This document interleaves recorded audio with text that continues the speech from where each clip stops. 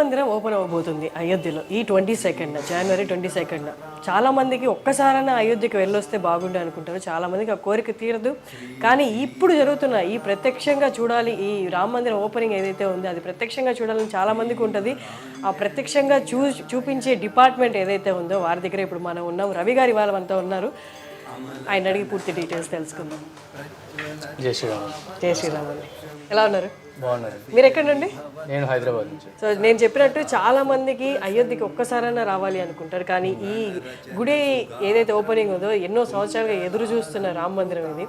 దీనికైతే జనాలు తండోపతండాలుగా వస్తారు, కొంతమంది రాలేకుండా పోయే ఛాన్సెస్ ఉంటాయి. సో వాళ్ళ కోసం ప్రత్యక్షంగా మీరు లైవ్ అయితే ఇవ్వబోతున్నారు.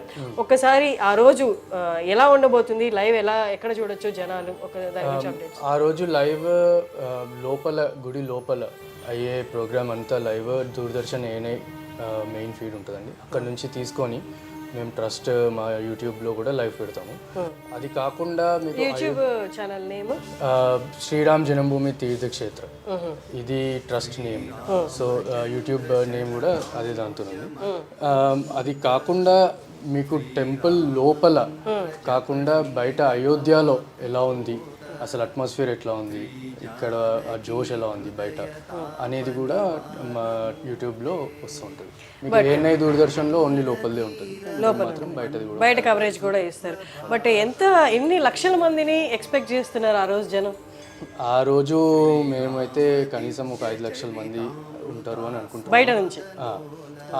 కానీ దాని తర్వాత ఎవ్రీ డే 3 లక్షల మంది వరకు వస్తారు. 22nd తర్వాత ఎవ్రీ డే 3 లక్షల మంది మేము ఎక్స్పెక్ట్.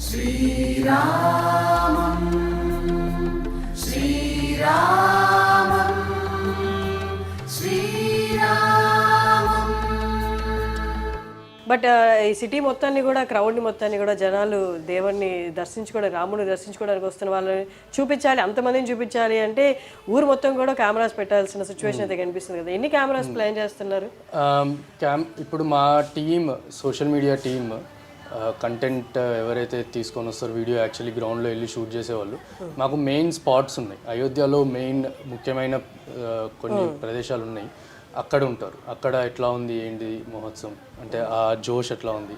ఇప్పుడు హనుమాన్ గడి ఉంది ఫర్ ఎగ్జాంపుల్, హనుమంతుడు అక్కడ ఉండి అక్కడ నుంచి అడ్మినిస్ట్రేషన్ హనుమంతుడు చేసేవాడు.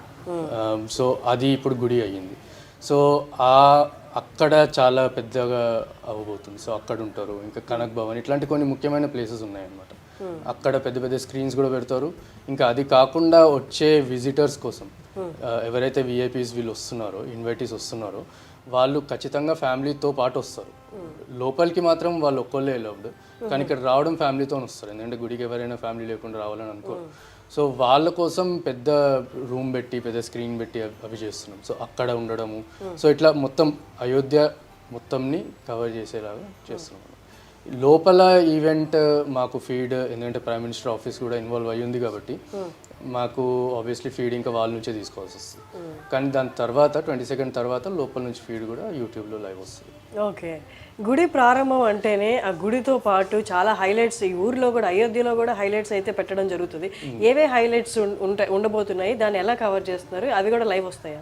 ఇప్పుడు హనుమాన్ గడి ఉంది, వాళ్ళు ఆ గుడి వాళ్ళు ఆ ఈవెంట్ని వాళ్ళు ఒక స్పెషల్గా వాళ్ళు సెలబ్రేట్ చేసుకుంటున్నారు.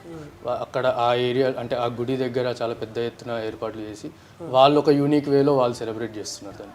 అది కాకుండా ఇప్పుడు సరియు నది దగ్గర వేరే గుడి వాళ్ళు చేస్తున్నారు. ఇప్పుడు నాగేశ్వరనాథ్ మందిర్ ఉంది, అది శివుడి గుడి, అక్కడ వాళ్ళు స్పెషల్గా వాళ్ళు ప్రోగ్రామ్ చేసుకుంటున్నారు. సో స్క్రీన్స్ అనేవి ఇప్పుడు మనము ఎట్లా అయితే అయోధ్య బయట ప్రతి దగ్గర స్క్రీన్స్ పెట్టుకొని ఎవరి గుడ్లలో వాళ్ళు ఎలా అయితే చేసుకుంటున్నారో, ఇక్కడ కూడా అన్ని గుడ్లు రాముడివే కాబట్టి అందరూ ఆ రామభక్తితోని ఇంకా చాలా పెద్ద ఎత్తున ఇక్కడ చేస్తారు అని ఇంకా అవన్నిటిని కవర్ చేయడం జరుగుతుంది. ఆన్లైన్ రిలేటెడ్ ఎవ్రీథింగ్ మీరే చూసుకుంటున్నారు కాబట్టి, వెబ్సైట్ దగ్గర నుంచి, యూట్యూబ్ దగ్గర నుంచి, అండ్ అప్డేట్స్ దగ్గర నుండి, అండ్ వస్తున్న ఫండ్స్ కూడా ఇప్పటికీ ఇంకా వస్తూనే ఉన్నాయండి? ఫండ్స్ ఇప్పటికీ వస్తూనే ఉన్నాయండి. మా ఆన్లైన్ వెబ్సైట్కి వెళ్తే ఆన్లైన్ డొనేషన్ ఇప్పటికీ కూడా తీసుకుంటున్నాము. ఇంకా 22nd అని చెప్పి ప్రాణ ప్రతిష్ఠ డేట్ అనౌన్స్ అయినాక ఇంకా ట్రాఫిక్ ఆల్మోస్ట్ డబుల్ అయ్యింది. ఓకే, ఇంకా డబుల్ అయింది. వెబ్సైట్ ట్రాఫిక్ అయితే డబుల్ అయింది. ఓకే, ఎక్కడెక్కడి నుంచి వస్తున్నాయి కూడా మీకు ఇన్ఫర్మేషన్ ఉంటుంది కదా ఫండ్స్? ఉంటుంది. ఎక్కువ మటుకు ఇప్పుడు మాకు ఆన్లైన్ డొనేషన్స్, ఇప్పుడు 2 టైప్స్ ఆఫ్ డొనేషన్స్ ఉంటాయండి. ఇప్పుడు బ్యాంక్కి వెళ్ళి చేసేవాళ్ళు ఉంటారు. మ్యాక్సిమం మన విత్ ఇన్ ద కంట్రీ అయితే బ్యాంక్కి వెళ్ళి చేసేవాళ్ళు ఎక్కువ మంది ఉన్నారు. మాకు బయట నుంచి అయితే ఆన్లైన్ డొనేషన్స్ వస్తాయి.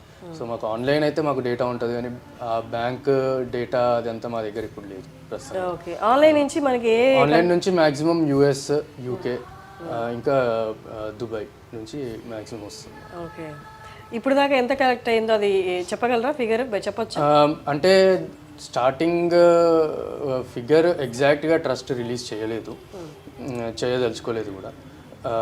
ఎందుకంటే ఇక్కడ ఇంటర్నల్ ఆడిటర్స్ ఉన్నారు, ఎక్స్టర్నల్ ఆడిటర్స్ ఉన్నారు. ఇక్కడ అంటే everything is transparent over here. We don't want to give out the number and for what ever reasons. కానీ రఫ్ అయితే అప్పుడు అభియాన్ అయినప్పుడు 3,000 to 3,500 crores వచ్చింది. దాని తర్వాత ఇంకో 1,500 crores వరకు ఇంకా ఎక్స్ట్రా అదనంగా కూడా వచ్చింది. ఇప్పుడు కూడా ఇంకా వస్తున్నాయి. మేము చూసాము, మేము తిరిగినంత వరకు మేము చాలా చాలా చూసాము. కొన్ని స్టేట్స్ నుండి ఆ స్టేట్లో ఏదైతే ఫేమస్, ఫర్ ఎగ్జాంపుల్ అస్సాం తీసుకుంటే టీ ఆకులు ఫేమస్ కాబట్టి కొన్ని టన్ టీ ఆకులు పంపించడము, అలాగే వేరే కంట్రీస్లో నుంచి ప్యూర్ గీ పంపించడము, టన్స్లో పంపించడము.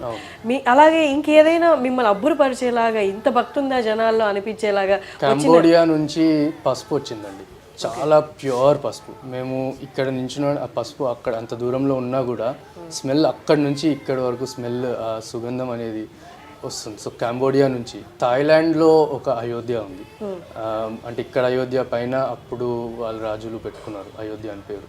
దానికి ఇప్పుడు కూడా ఆ రాజు పేరు రామ అన్నమాట. సో రామ 1, రామ 2 అది పరంపర కొనసాగుతూ ఉంది. ఇప్పుడు రామ 10 ఉన్నారు అక్కడ. అయినా కూడా అక్కడ నుంచి చాలా ఎత్తున అన్ని ఇక్కడ కావాల్సిన పూజకు కావాల్సిన సామాగ్రి అంతా కూడా పంపించినారు అనమాట మన థాయిలాండ్ నుంచి. సో అట్లా వేరే వేరే దేశాల నుంచి, వియట్నాం నుంచి వచ్చింది, తైవాన్ నుంచి వస్తుంది.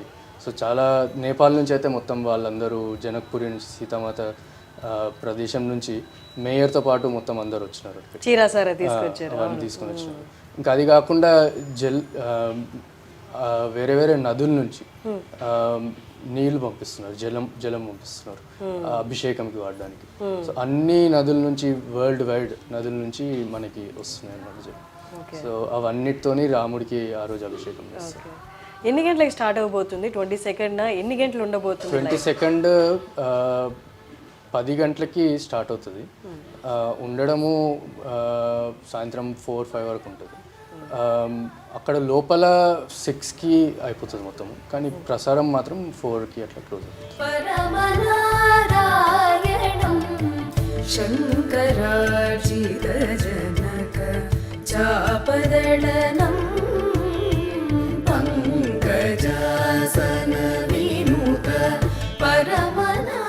రిలేటెడ్ టు సెక్యూరిటీ, చాలా మంది సెలబ్రిటీస్ కూడా ఇన్విటేషన్ పంపడం జరిగింది. వాళ్ళందరికీ సెక్యూరిటీ అనేది మీ వైపు నుంచి ఏమైనా కవరింగ్ ఉంటుందా? ఎలాంటి సెక్యూరిటీ ఉండబోతుంది? ట్రస్ట్ నుంచి ఏం సెక్యూరిటీ స్పెషల్గా అయితే ఏమి ఉండదు. అంటే trust obviously different from government body. వాళ్ళకి ఏ ప్రొటెక్షన్ అయితే ఉందో, అంటే ఇప్పుడు ఫర్ ఎగ్జాంపుల్ ఎవరైనా చీఫ్ మినిస్టర్ వస్తున్నారు, వాళ్ళకి జెడ్ సెక్యూరిటీయో ఎక్స్ సెక్యూరిటీయో ఉంటుంది. సో వాళ్ళ సెక్యూరిటీ పరంగా గవర్నమెంట్ దాన్ని చేస్తుంది. ట్రస్ట్కి దాంతో ఇంకేం సంబంధం. ఓకే, ఇక్కడ జనాలు, ఇక్కడ అయోధ్యలో ఉంటున్న జనాలు ఇక్కడ రాబోతున్న రద్దీని, భక్తులను చూసి వాళ్ళు ముందుగా ఏమైనా చెప్తున్నారా? వాళ్ళకి ఏమైనా ఇబ్బంది కలుగుతుందేమో, అంటే తండోపతండాలుగా వస్తారు, అసలు నిలబడే చోటు కూడా ఉండకపోవచ్చు అని చెప్తున్నారు. ఇక్కడున్న అయోధ్య ప్రజలు ఏమంటున్నారు? అయోధ్య ప్రజలు అయితే చాలా ఎక్సైటెడ్ ఉన్నారండి. ఇంకా వాళ్ళు ఏమంటారు, వాళ్ళు రాముడు వస్తున్నాడు అంటే వాళ్ళకి ఇంకా అంతకంటే సంతోషం ఏమి ఉండదు కదా. బయట నుంచి వచ్చే వాళ్ళకి డెఫినెట్లీ ఇక్కడ ఉండడానికి అకామిడేషన్ అయితే చాలా కష్టమవుతుంది. అది కాకుండా వాళ్ళ కోసం పోలీస్ ఒక 8,000 to 10,000 పోలీస్ స్టాఫ్ వస్తున్నారు వాళ్ళు ఉండడానికి. ఇంకొక చిన్న ఇవ్వాలే ఒక చిన్న ఇష్యూ మాకు వచ్చింది, అది చూస్తున్నారు ట్రస్టీస్ చూస్తున్నారు. రిలేటెడ్ టు అదే ఇదంతా logistics. Around 50 to 80 chartered flights వస్తున్నాయి ఆ రోజు. అంటే ఇప్పటి వరకు మాకు వచ్చిన number around 80. So chartered flights, ఇప్పుడు అయోధ్య చాలా చిన్న ఎయిర్పోర్ట్, అది కూడా ఇప్పుడు మొన్న అయ్యింది. సో అన్ని చార్టెడ్ ఫ్లైట్స్ ఇక్కడికి వస్తే వీటిని ఎక్కడ డాక్ చేస్తాము, వీటిని ఎక్కడ ఉంచుతాం అనేది అదొక సమస్య. సో ఇట్లాంటి ముందు ఎక్స్పెక్ట్ చేయనివి అన్నీ ఆబ్వియస్లీ ఇంకా వస్తున్నాయి. సో ఇంకా దాన్ని అట్లా రిజాల్వ్ చేసుకుంటుంది. రామం దేవదేవం భజే దివ్య ప్రభవం రావణాసురవైరి రణము. మీకు పర్సనల్గా ఎలా ఉంది? చాలామంది అనుకుంటారు ఇక్కడికి వచ్చి ఉండాలి అన్నది. మీరు ఎన్ని నెలలుగా ఉంటున్నారు ఇక్కడ? ఇక్కడ ఆల్మోస్ట్ 1 year అవుతుంది. 1 year అవుతుంది.